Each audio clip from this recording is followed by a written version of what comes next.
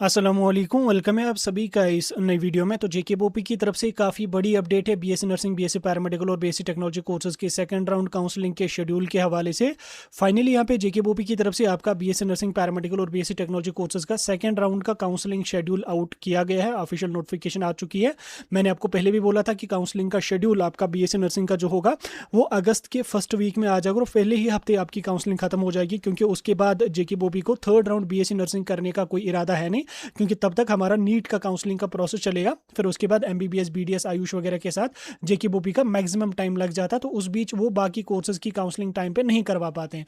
बहरहाल यहाँ पे हम जेके बोपी की वेबसाइट पे आ चुके हैं। यहाँ पे अगर हम नीचे नोटिफिकेशन वाले सेक्शन पे चलेंगे, नोटिफिकेशन वाले सेक्शन पे चलते ही हमारे पास यहाँ पे नोटिफिकेशन वाला सेक्शन ओपन हो जाएगा। पहली नोटिफिकेशन आप यहाँ पे इसमें देख सकते हैं। अभी अभी इस नोटिफिकेशन को इशू किया है।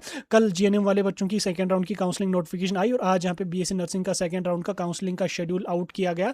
मैं इस नोटिफिकेशन को डाउनलोड करने की कोशिश करूंगा और आपको स्क्रीन पे इस नोटिफिकेशन को दिखाने की कोशिश करूंगा। आपको दिख भी रही होगी अपनी मोबाइल फोन की स्क्रीन पे। यहाँ पे आप देख सकते हैं ये आपका सेकंड राउंड का काउंसलिंग का शेड्यूल है। Conduct of second round counselling और सबमिशन ऑफ ऑनलाइन प्रेफरेंसेस, यानी कि अगर आपने राउंड वन में पार्टिसिपेट नहीं किया तो आप फ्रेश रजिस्ट्रेशन कर सकते हो, और अगर आपने राउंड वन में काउंसलिंग कर रखी है तो आपको सिर्फ प्रेफरेंसेस अपनी इंडिकेट करनी है for BSc nursing, BSc paramedical और बीएससी टेक्नोलॉजी कोर्सेज। ठीक, ऑफ ऑल कैंडिडेट, जितने भी कैंडिडेट हैं सभी यहाँ पे इसके लिए एलिजिबल है। इससे पहले जो राउंड हुआ था वो हॉरिजॉन्टल कैटेगरीज के लिए हुआ था। अब यहाँ पे सभी बच्चों का राउंड टू काउंसलिंग का शेड्यूल आ चुका है।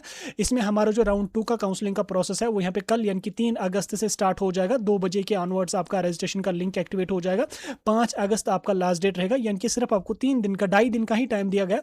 3, 4 और 5, 2.5 दिन का आपको टाइम दिया गया। इन 2.5 दिनों में आप अपने रजिस्ट्रेशन वगैरह जो वो कंप्लीट कर सकते हैं। ठीक, उसके बाद यहाँ पे आप देख सकते हैं कौन कौन सा कैंडिडेट एलिजिबल है सेकंड राउंड पार्टिसिपेट में। ये मैं आपको डिटेल में समझाऊंगा सो दैट कि किसी बच्चे का कोई डाउट ना रहे।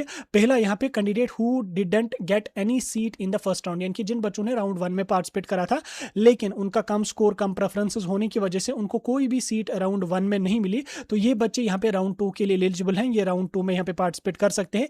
दूसरे वो candidate who didn't get any seat in second round of counselling of horizontal, यानी कि जिन बच्चों ने सेकंड राउंड हॉरिजॉन्टल कैटेगरीज के जो बच्चे हैं जिन्होंने राउंड टू में पार्टिसिपेट करा था लेकिन उनको कोई सीट मिली नहीं, वो अब यहाँ पे इस वाले राउंड में एलिजिबल हैं। उसके बाद candidate who have been allotted seat during first और second round horizontal but have not have joined the institute, यानी कि अगर आपको राउंड वन में काउंसलिंग मिली है, हॉरिजॉन्टल वाले बच्चों का जो राउंड हुआ था उसमें अगर आपको सीट मिली है, उसके बाद अगर आपने एडमिशन भी करा, उसके बाद अगर आप उस कॉलेज कोर्स से सेटिस्फाइड नहीं है तो अगर आप अपग्रेड करना चाहते हैं तो स्टिल आप एलिजिबल हैं, कोई मसला नहीं है उसमें।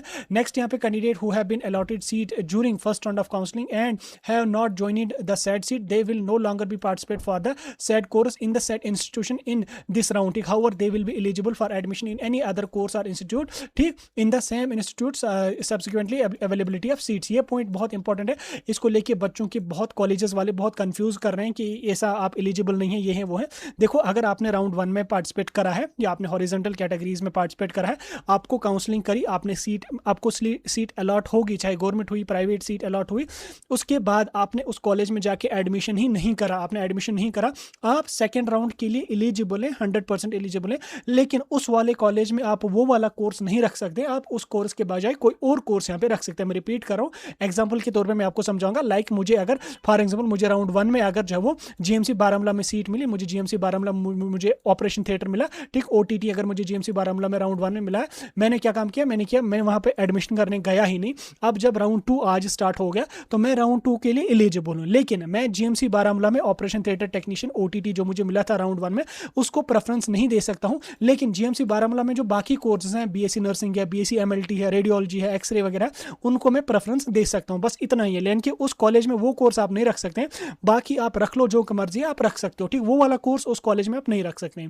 उसके बाद अगर आप राउंड वन में आपने मतलब कॉलेज अलॉट हुआ है, आपने एडमिशन भी करा, अब अगर आप उस कॉलेज कोर्स से सेटिस्फाइड नहीं है तो आप सेकंड राउंड में पार्टिसिपेट करिए। सेकंड राउंड में आप उन्हीं कॉलेजेस, उन्हीं कोर्सेज को प्रेफरेंस दे दीजिए जिनमें अगर आपका एडमिशन हो जाता है तो कल को आप वहां पे जाके एडमिशन करेंगे और आपकी सीट किस कंडीशन में राउंड वन वाले कॉलेज से कैंसिल हो जाएगी। अगर आपने सेकंड राउंड में जो प्रेफरेंसेस रखी, अगर आपको उनमें से कोई प्रेफरेंस मिली जो आपने राउंड टू में रखी, तो पुरानी सीट आपकी कैंसिल हो जाएगी और आप उसको क्लेम नहीं कर सकते हो। आपको राउंड टू की जो सीट मिलेगी आपको वहां पे जाके एडमिशन करना पड़ेगा। लेकिन अगर आपने राउंड टू में जो प्रेफरेंसेस रखी उनमें से आपको कोई कॉलेज कोर्स मिला ही नहीं तो आपको पुराना जो कॉलेज है वो कंटिन्यू रहेगा। इसको लेके बच्चों को कॉलेज वाले बहुत ज़्यादा डराते हैं कि आप अगर राउंड 2 में पार्टिसिपेट करोगे तो आपका ये सीट भी कैंसिल हो जाएगा, वो भी हो जाएगा। ऐसा कुछ भी नहीं होता। जब आपकी सीट अपग्रेड हो जाएगी तब कैंसिल होती है, अदरवाइज आपका कैंसिल यहाँ पे नहीं होता। उसके बाद यहाँ पे नेक्स्ट कौन एलिजिबल, यहाँ पे candidate who have been allotted seat during the second round counselling for the horizontal categories and have not joined the set, they will no longer be same. जो मैंने आपको यहाँ पे बोला, अगर आपको राउंड 2 में पार्टिसिपेट किया, आपने पिछले राउंड में पार्टिसिपेट किया,